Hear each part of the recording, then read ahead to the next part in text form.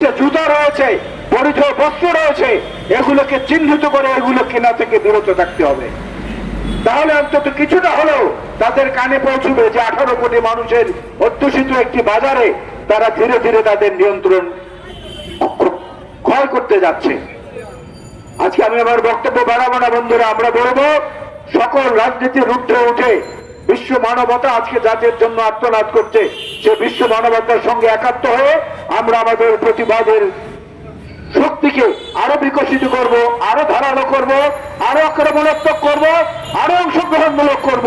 সেই শপথ আমাদের সবার মধ্যে যেন বজায় থাকে, এটাই আমার পক্ষ থেকে এবং বিএনপির পক্ষ থেকে প্রত্যাশা।